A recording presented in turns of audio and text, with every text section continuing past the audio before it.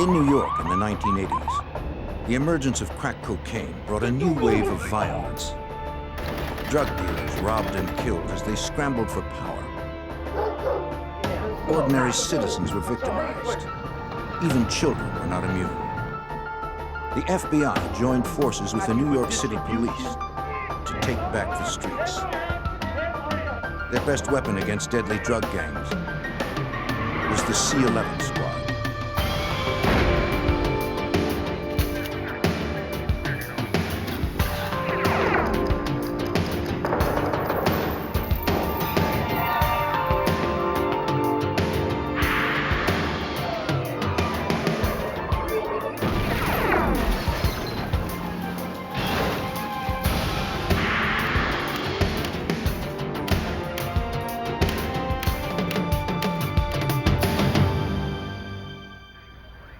New York City is no stranger to gang violence.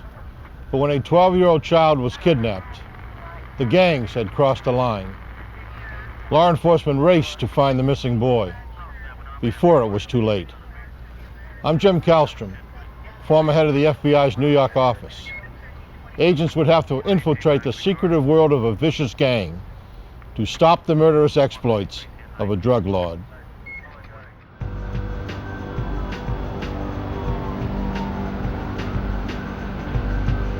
In the 1980s, crack cocaine invaded the Harlem section of New York, as it did many urban areas in America.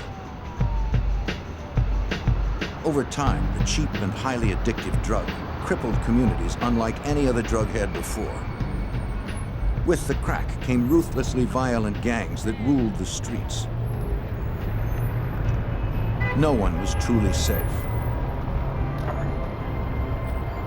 On December 5th, 1989, 12-year-old DaNell Porter was walking to elementary school alone. He never made it to class that day.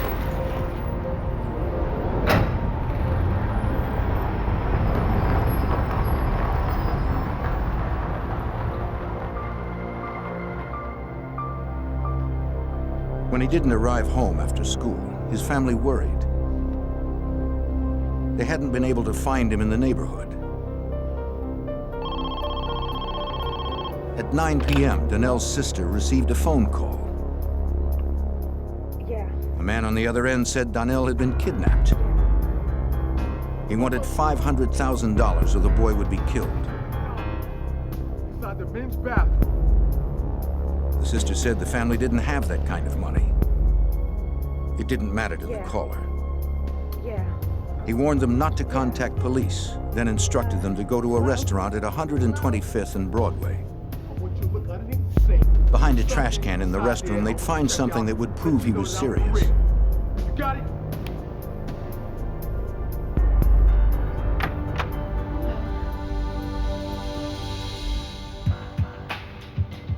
A family friend went to the restaurant so the Porters could stay by the phone.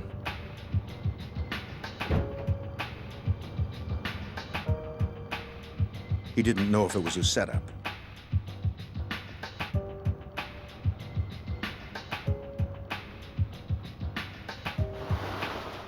Following the kidnapper's orders, he checked behind the trash container and found a coffee can.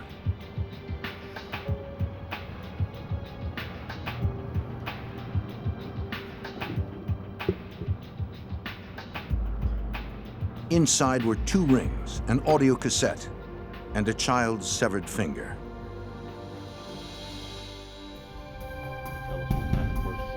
DaNell was hurt and could be bleeding to death. Despite being warned not to, the family called the New York City police. Nobody following you, looking at you. Nobody standing around. The family told investigators what they knew. Detectives inspected the evidence. The sister said that the rings belonged to DaNell. They'd been given to the boy by his older brother. On the tape, a recorded plea for help was definitely DaNell's voice. The family told detectives about a second call in which the kidnapper had lowered his ransom to $350,000. It was still far beyond their means. They said they didn't know why they were targeted for such a high ransom. But detectives knew what the family wouldn't say. Okay, so you came straight back. The victim's older brother, Richard Porter, was a major crack cocaine dealer in the area. Police believe the kidnapping was related to his drug empire. NYPD contacted the New York FBI's reactive squad for assistance.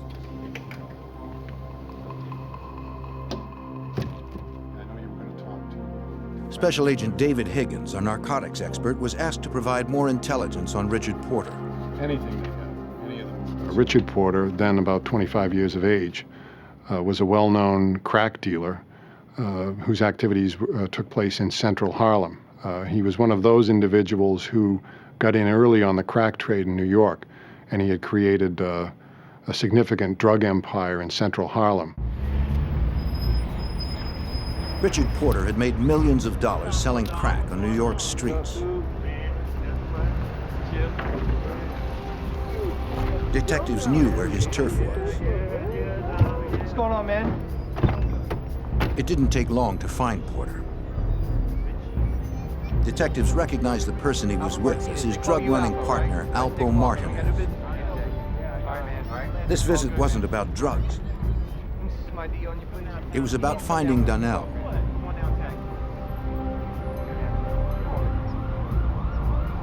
Porter agreed to come to the station for an interview, though he said he didn't know how he could help.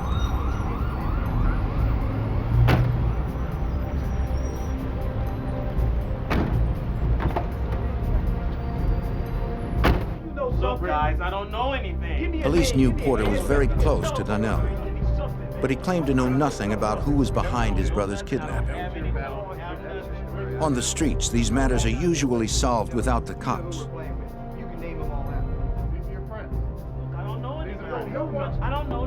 Though Porter most likely held the key to finding DaNell, he was in no position to talk to authorities. Richard Porter, because of his situation as a drug trafficker, found himself in a ticklish situation legally. It would have been difficult for him to cooperate directly with law enforcement. I believe he attempted to handle this situation on his own to some extent. Police had nothing to hold him on. Authorities needed to find someone else to help them.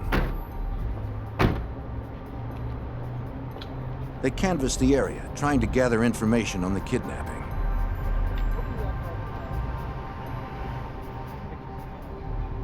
In such a close-knit neighborhood, someone had to have heard something about DaNell. But residents were too afraid to talk. Harlem's violent gangs had a stranglehold on the community.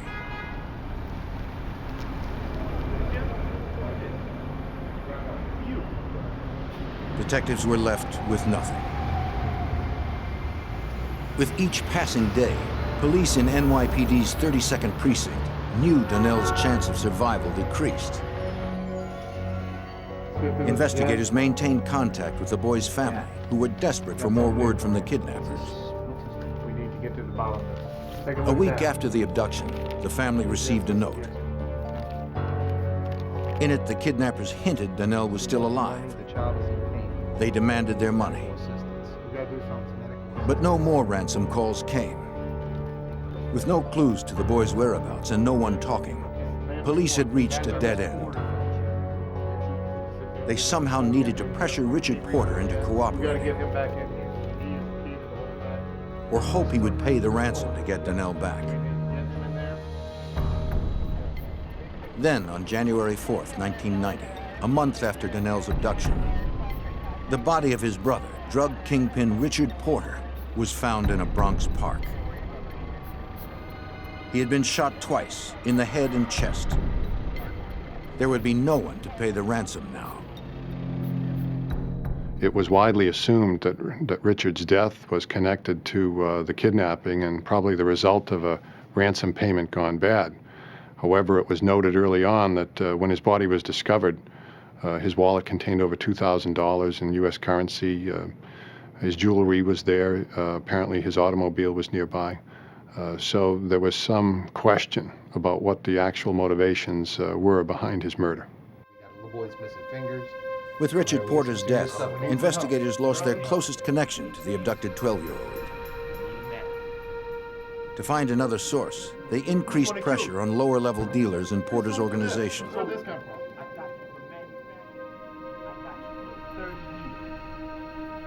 Facing drug charges, they were offered leniency in exchange for information. Some said Porter's partner, Alpo Martinez, could be involved. Others claimed an infamous Harlem gang called the Preacher Crew might be. But none offered direct leads to the crime. 3 weeks later, a boy's body was recovered in the same Bronx park where Richard Porter was found. DaNell, Miss Porter? Are you sure? His family identified the body of DaNell Porter.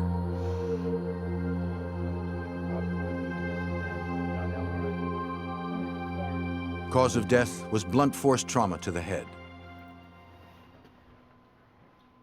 Death of a child is always a disturbing event. There's a 12-year-old boy, he's on the way to public school. He's kidnapped, tortured. He's heard on the tape cassette crying for help from his family. DaNell's murder stunned the entire Harlem community, even though violence was a daily occurrence there. At the time, Sergeant James Marr worked NYPD's notorious 32nd Precinct, where DaNell lived. In the late 80s and the early 90s, the 32nd Precinct, which is actually geographically only 1 square mile, was one of the most violent precincts in New York City. They averaged in the area of the upper 60s to low 70s of homicides a year, and added on to that were shootings, several hundred shootings, that the people didn't die. In response to the increased violence in the city, a task force called the C-11 squad had been formed at the FBI's New York field office. Detectives from the 32nd Precinct and FBI agents were assigned to the squad. C-11 was created to address these entrenched criminal conspiracy groups in the city of New York. The locals brought their knowledge of the streets, the knowledge of the subjects involved to the table. The federal agents brought along with them the access to the federal courts, which included the access to the federal sentencing guidelines in the United States Attorney's Office. After the murder of DaNell Porter, they knew they had to take back the streets. C-11 would first go after Alpo Martinez, Richard Porter's partner. The problem is here we haven't. If their partnership had unraveled, he would have had the most to gain from extorting Richard Porter and killing him. We're still working on some surveillance. A year earlier, a warrant had been sworn out for his arrest on drug charges. But when Martinez couldn't be found, federal prosecutors had to drop the warrant. In police computers, the C-11 squad flagged the names of known associates of Alpo Martinez. If any were arrested, they would be notified.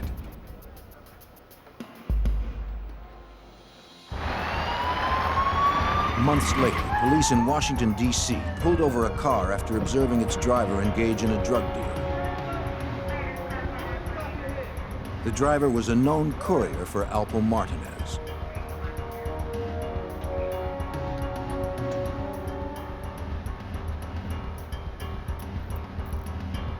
Police found a large amount of crack and thousands of dollars in his car. Noting the flag on his record from New York, D.C. authorities would contact the C-11 squad. After the courier was sentenced to 20 years to life on drug charges, C-11 agents had him transported to New York for an interview. I want some information because we want... An agent explained that under federal law, his sentence could be reviewed if he cooperated with authorities. You're just making this difficult on yourself. Where does he... He told what he knew about Martinez and Porter's East Coast drug operation. Drugs would be distributed both in New York City by Richard Porter and in Washington, D.C. by Alpo Martinez. While in Washington, D.C., Martinez allied himself with individuals that he found to be strong on the street, if you will, in order to protect his drug operation in Washington, D.C. And it was not unusual for literally sea bags worth of U.S. currency to be shipped out of Northern Virginia and Washington, D.C. up into the Porter neighborhood at 132nd and 7th Avenue in New York City. It was enough for a renewed arrest warrant on Alpo Martinez. Agents canvassed the neighborhood, talking to people who knew Martinez.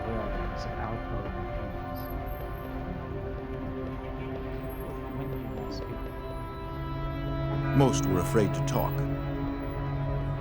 Eventually, agents learned the fugitive was going to pick up his wife's car at a dealership in northern New Jersey.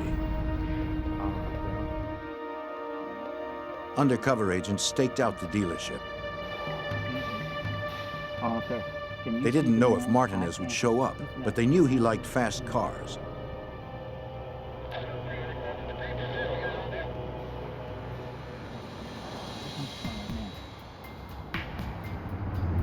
That afternoon, a sports car pulled up.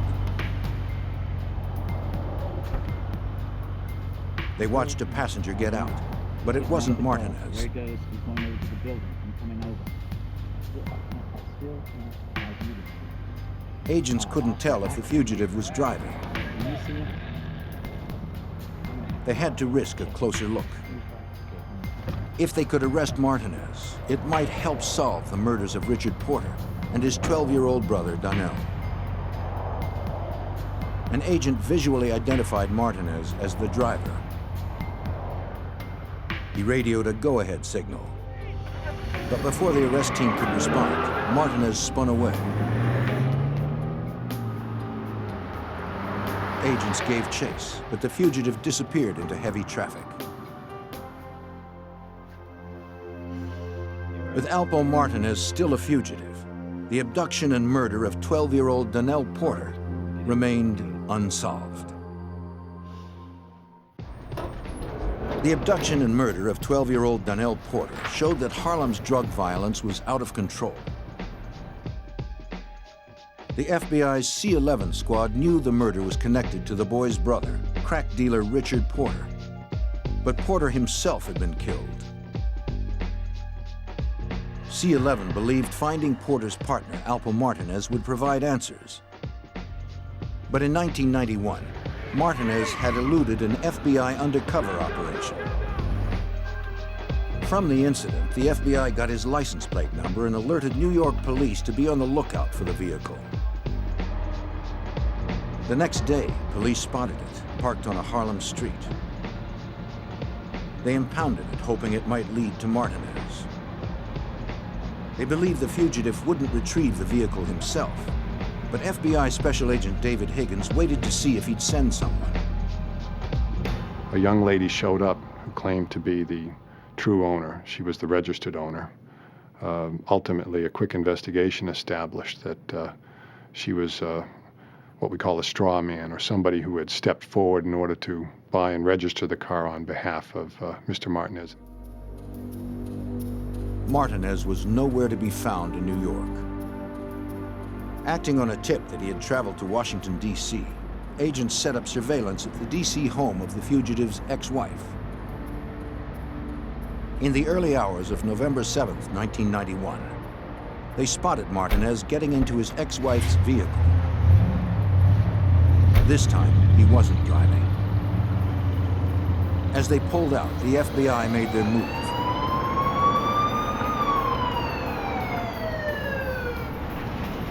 The fugitive's ex-wife pulled over.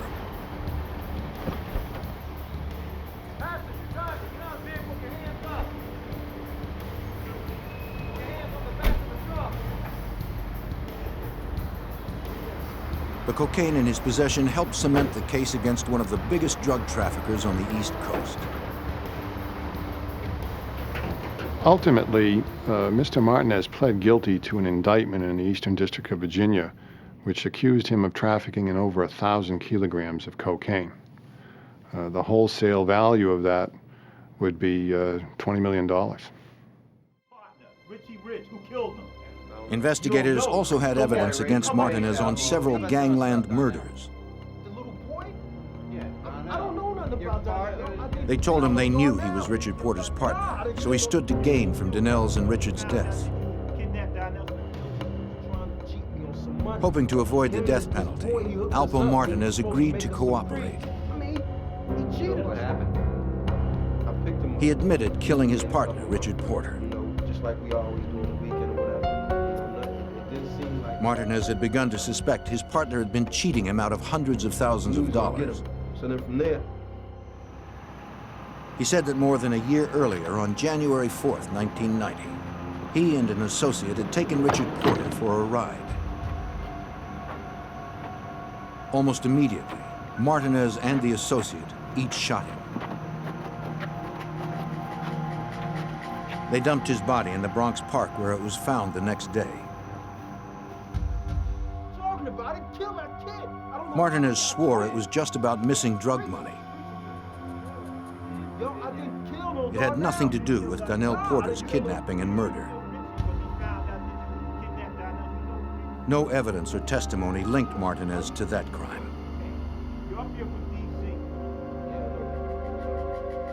He went to prison for life.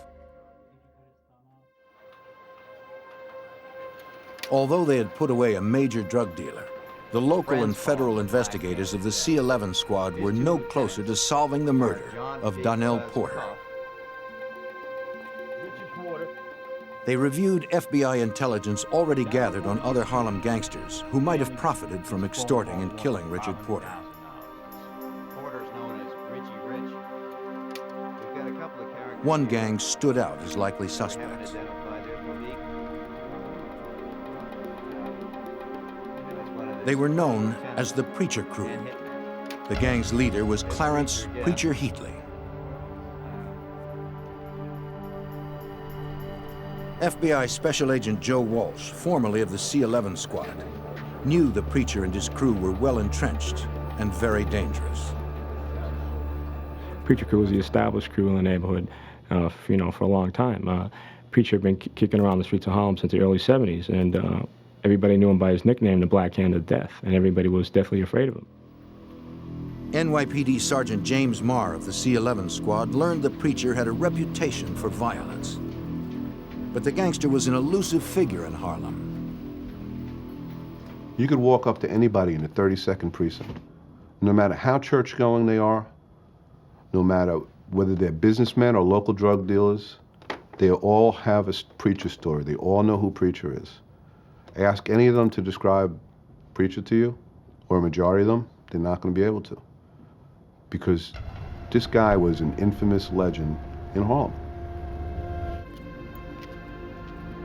The players in Harlem's drug underworld had carved up the area into zones. Each block, each alley was the established turf of a single dealer.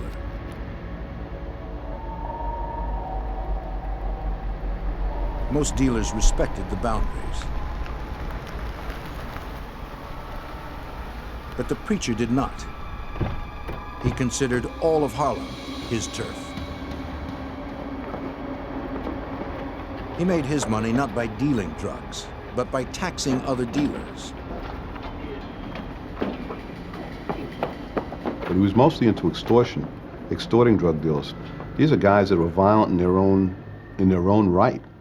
He would go up and claim their car. If a drug dealer looked like he was getting paid, so to say, he was driving a brand new full-size Mercedes-Benz, and Preacher liked that car, that was Preacher's.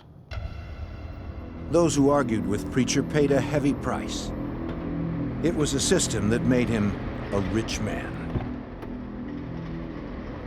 If you're hitting every other drug dealer on the streets, 2,000 here, 3,000 here, 5,000 there, that's a lot of money. It adds up. And believe me, they all paid, because if they didn't pay, Preacher would pay him a visit, or he would order his people to pay him a visit, and they'd wind up dead. Here, we took him in last week. The preacher's history of extortion and violence made him a likely suspect in the abduction and murder of DaNell Porter. John Cuff. C-11 had outlined the And basic we're also structure working of the on a preacher couple other crew. pictures, including some of his other main guys in his crew. The preacher's main lieutenant was a man named John Cuff. He was a particularly dangerous criminal according to C-11's detective Vinnie Flynn. John Cuff was an ex-New York City housing cop. As a cop, he provided protection and bodyguard work for Preacher. So if they were driving through the neighborhood and were stopped, John Cuff had a shield where he would probably be let go and not given a summons or anything further would happen. John Cuff had a reputation of one to be feared, very violent person. Yet no evidence linked either man to DaNell Porter. Though C-11 suspected Preacher was involved in the deadly kidnapping, he probably didn't commit it himself. He distanced himself from most of the crimes, having his main lieutenant and other henchmen carry out his orders. I know you got some money. I know you got some money, man. At Preacher's command, their brutal extortion tactics earned them money and kept witnesses too intimidated to talk, effectively insulating the crew against investigation. We go into a bodega, someplace up in Harlem, and we'd say, we know he came in here, and the guy would have a cast on his hand. We know he broke your hand, and the shop owner would say, I don't know what you're talking about, and that shop owner would be paying rent, or taxed to Preacher, but nobody would tell us anything. With people too afraid to talk, crimes continued to pile up. On New Year's Eve, 1992, emergency units responded to a call in the Preacher's territory. A man lay dead in his car, the victim of a drive-by shooting.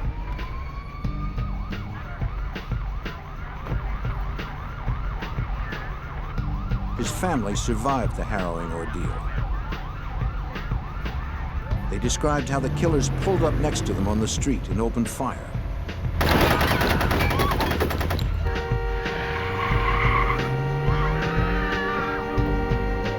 They claimed they didn't know who did it or why.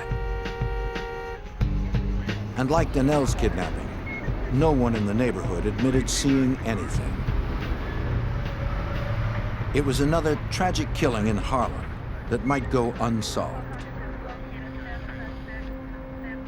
The C-11 squad had to breach the area's violently enforced code of silence and finally get insiders to talk. A shocking drive-by shooting was added to the list of unsolved murders in Harlem. With witnesses too afraid to cooperate with police, the case was open for 2 years. Then in 1994, the C-11 squad found a witness who told them the shooter was a Preacher crew member named Malik. Detective Vinnie Flynn learned that Malik had a violent reputation. He became a so-called director of security for the Preacher organization. He was in charge of the group of members who were known as the janitors. The janitors were the people that had to clean up the problems or the mess of the family. And you couldn't be a janitor unless you killed somebody. To get more on Malik and the Preacher crew, C-11 tried to send in undercover officers. It was yet another dead end, according to FBI Special Agent Joe Walsh. We weren't able to really get in, so to speak, and get an undercover in there to buy narcotics from Preacher, because Preacher was very, very careful. He was, he's a very smart man, and we couldn't get the undercover, close to him. The Preacher had closed ranks, ordering the people he extorted not to sell to new buyers and to keep a low profile on the street. Investigators needed a witness with close ties to the crew.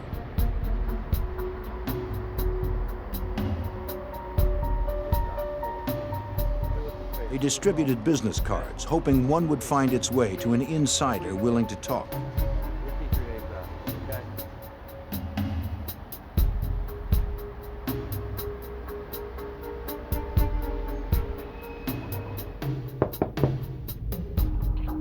Their persistence paid off.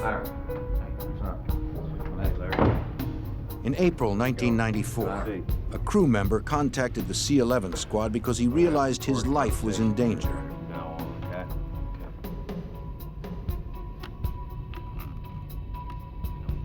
He said the preacher had started going after his own crew members. Preacher had killed 2 of the informant's partners.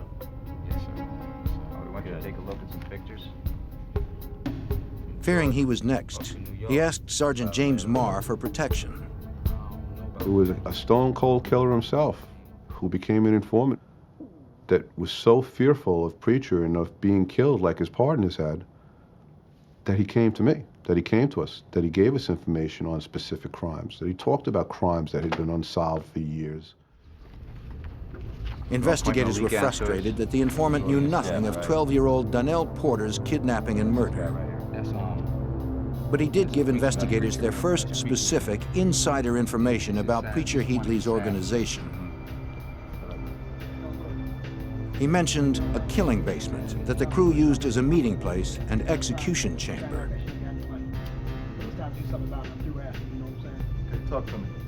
At some meetings, Preacher would call for a vote on the fate of gang members who had fallen out of favor. If the majority voted thumbs down, Preacher ordered a murder. In March 1994, Preacher called for a vote on Malik, the janitor who had done the drive-by shooting. He believed Malik could no longer be trusted.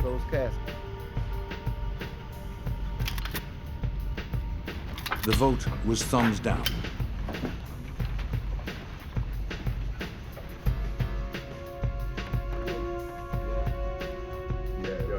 Yeah, what's up? Preacher summoned Malik to headquarters. How y'all doing? All right, most love, man. Most love, man. Most love. How you doing? I ain't seen you in a long time. What you been at, man? Most love. Know it, man. How it is? Malik thought he was there to take part in the beating of a crew member that he had had problems with in the past. Jay, I know he's slinging, man. All right, word. Not realizing he was the real target, Malik was excited when others invited him to the basement.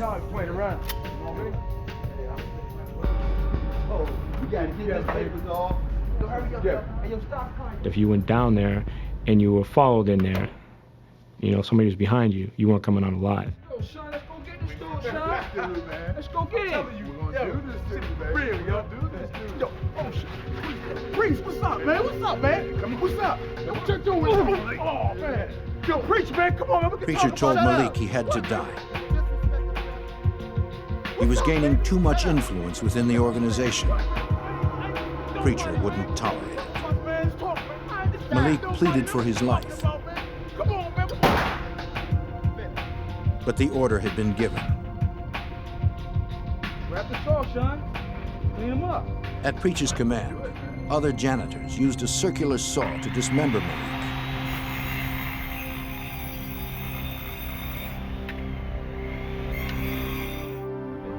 The informant said that Preacher ordered him and another crew member to dispose of the body parts. This is the guy you work for, right? They poured acid on Malik's arms to remove gang tattoos that could link him to the crew. Then they left the body parts in several crumbling, abandoned buildings. They kept Malik's head in a refrigerator for a couple of weeks, and they kind of paraded it around on a stick. You know, that's how Preacher would, keep the fear of God, so to speak, in the younger Turks in his organization. The fear was too much for the informant, though he knew leaving the crew was equivalent to a death sentence. He hoped the C-11 squad could protect him.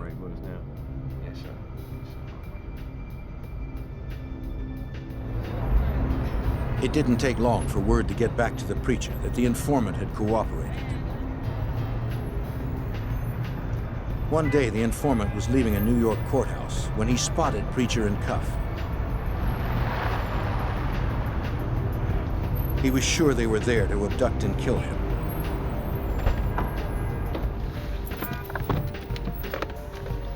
He went to his car and called his C-11 handlers. The informant advised me that his fear that he was going to be killed by the organization, he was going to be abducted, right in the middle of the afternoon in front of the courthouse. The agents of C-11 rushed to stop another murder in the preacher's territory. I'm scared to death. A former member of the preacher crew feared the gang was out to kill him for cooperating with authorities.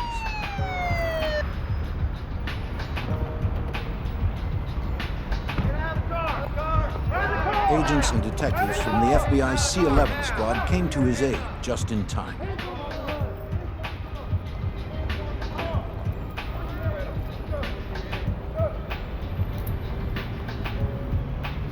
They arrested Main Lieutenant John Cuff and the crew leader himself, Clarence Preacher Heatley. Sergeant James Marr and the other arresting agents searched the vehicle. There was evidence inside, including information about my informant, masks, tape. It was apparent at the time that my informant's feelings were right. He was going to be abducted that day. Come on, man.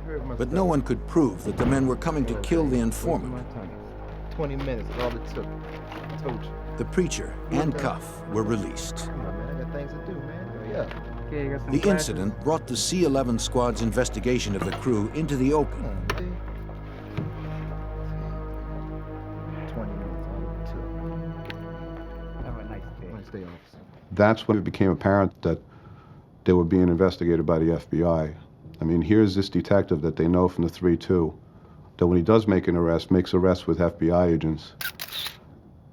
It became apparent to Cuff and Preacher that the FBI was breathing down their neck.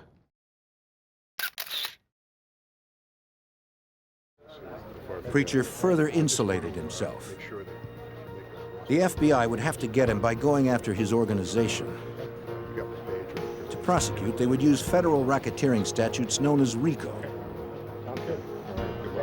Originally designed to bring down organized crime families, RICO requires that strict criteria are met, according to FBI Special Agent Joe Walsh.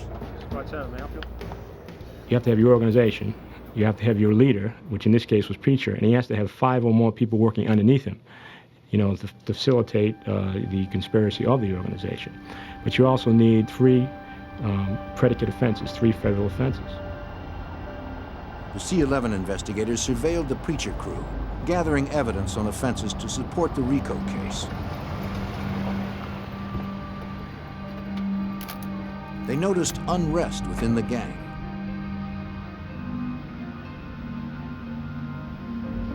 It seemed the pressure of C-11's investigation was getting to the Preacher. From an informant, agents learned he even ordered the murder of his main lieutenant, John Cuff. Agents were obligated to warn Cuff of the hit. I reached for my shield. He goes, "I know who you are. You don't have to show me your shield." I said, "You know, John, I just wanted to let you know that there's a contract out in your life, and I swear there's nothing but space when you look in his eyes." And he goes, "Everybody wants me dead." Coming in, man. Come on, man. Cuff was undaunted by the threat. Though the Preacher was tightening his grip on his men, investigators still needed to get evidence of the crimes the crew committed to support the racketeering organization.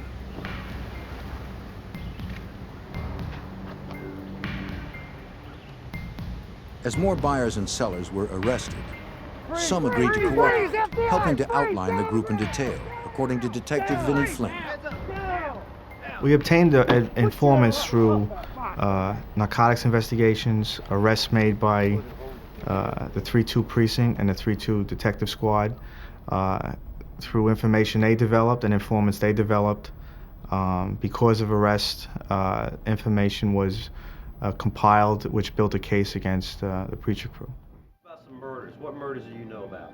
Unfortunately, no one had information on the DaNell Porter murder. There was this girl who went to the park, you know, and so we took her back. But one arrested crew member offered details of another murder committed by the crew, hoping for leniency. He said they decided they didn't want to pay for a shipment of drugs. They told the supplier that a young woman had stolen them and that they would take care of her.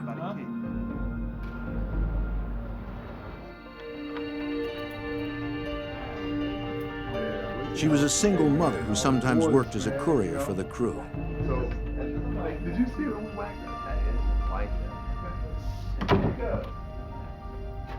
They brought her to a Harlem apartment, telling her they wanted her to hear a record they had produced. Look it up.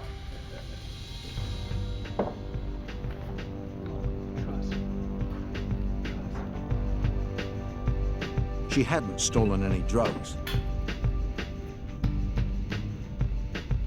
That didn't matter to the crew.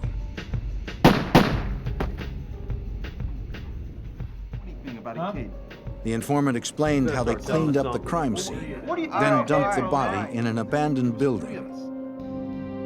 He couldn't remember exactly which building it was.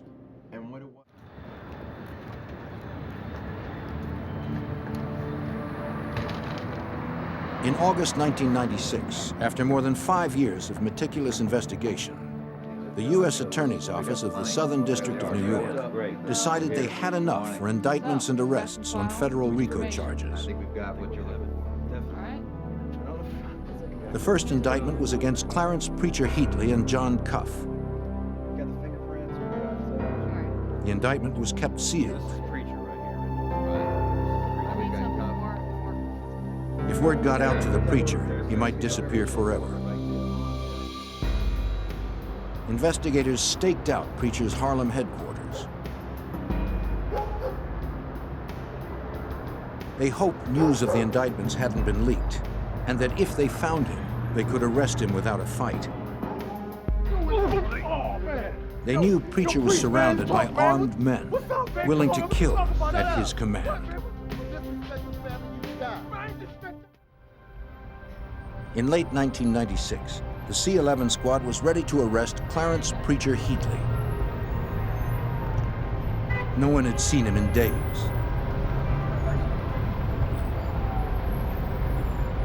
On August 12th, he emerged from his headquarters building.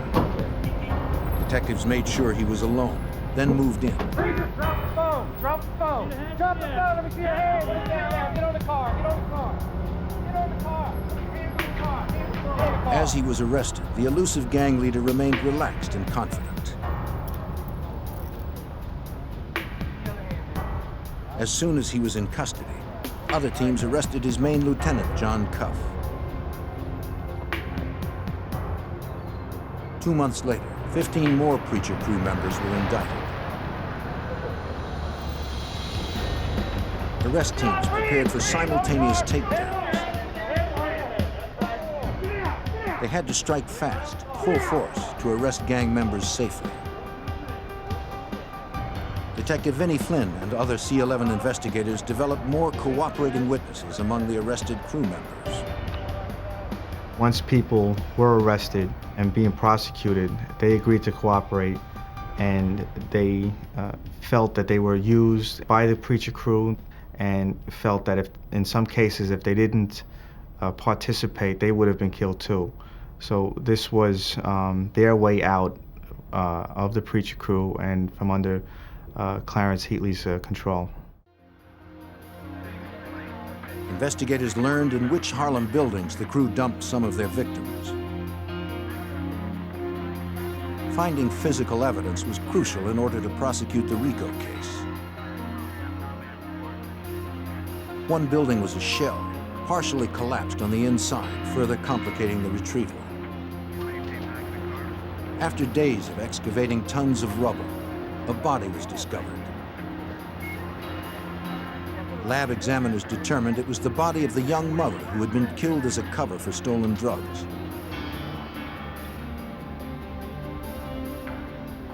She had been shot in an apartment in an adjacent building.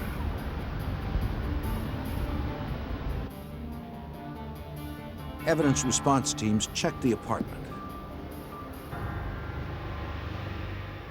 That's the apartment where they kept Malik's head. And in the refrigerator, there was a lot of blood still left in the apartment. And inside the refrigerator, there was Malik's blood from when they kept his head. They were able to trace that at the lab. Malik and several others had been killed in the basement of the Preacher's headquarters. Crime scene technicians processed the basement. Arrested crew members said Preacher had them scrub the place with boric acid after each killing. Most of the basement was clean. Oh, yeah. Yeah, there you go, right there. But technicians were able to recover traces of blood on the windows and on the saw blade that had been used to dismember Malik. But the investigation was not over. The abduction and murder of young DaNell Porter was still unsolved. Come on in, gentlemen. Have a seat. Answers about his death finally came from an unlikely source. Money for what? An assistant district attorney convinced the boy's uncle, preacher crew member John Apple Porter, to come in to talk.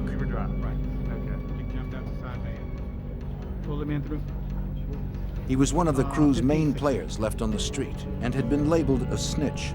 2 attempts had been made on his life. The DA suggested that Porter cooperate to earn protection in prison. He confessed to several murders and revealed what happened to his nephew, DaNell. According to Sergeant James Marr, the kidnapping was prompted by jealousy and greed. The underlying factor with Johnny Porter, Johnny Apples, with the kidnapping was when he came home from prison, Richie Porter, his nephew, was this big Harlem drug dealer. He was getting paid. Richie Porter used to wear a lot of gold, used to really like flashy cars. He was making a lot of money, and he wasn't giving any to Johnny Porter. And Johnny Porter felt he was owed this, and he decided to take it. And the way he took it is he snatched the kid. Porter said the preacher agreed to the kidnapping. He sent one of his janitors, Malik, to help. They believed Richard Porter would pay anything to get his brother back.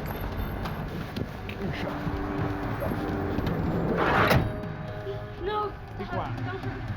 They kept the boy in a basement where no one would hear him. What's up, Zorn? You wanna make a take for us? They cut off his finger and recorded the boy's pleas for help to prove to his family they were serious.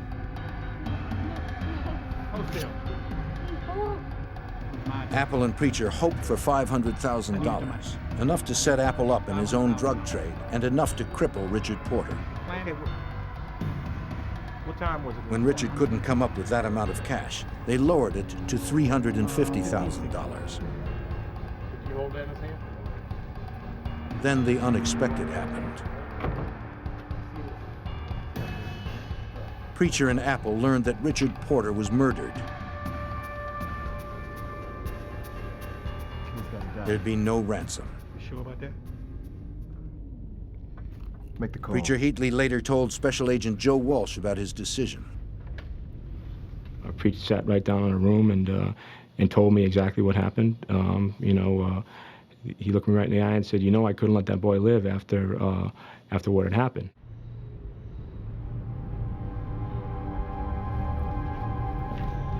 Yeah. John Porter insisted that it was Malik who actually did the killing. Malik was later killed and dismembered at the preacher's command.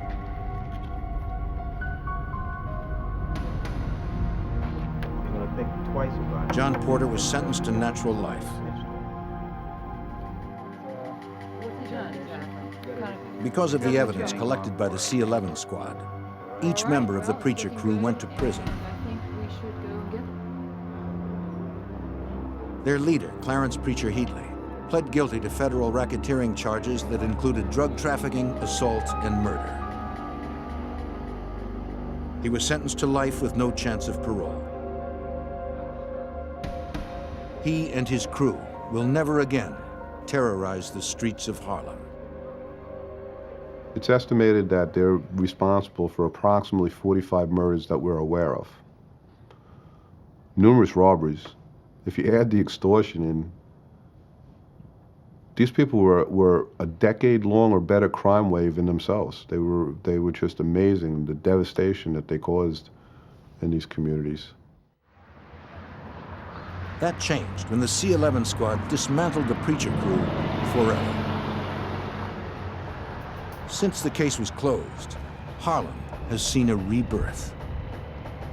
Harlem today, the 32nd precinct, is running somewhere between 15 and 20 homicides a year, down from the 70s. down from 70 a year in the late 80s during the crack cocaine binge. I think we accomplished quite a bit with this case. And the drug organization doesn't exist anymore, so we can't hurt anybody else.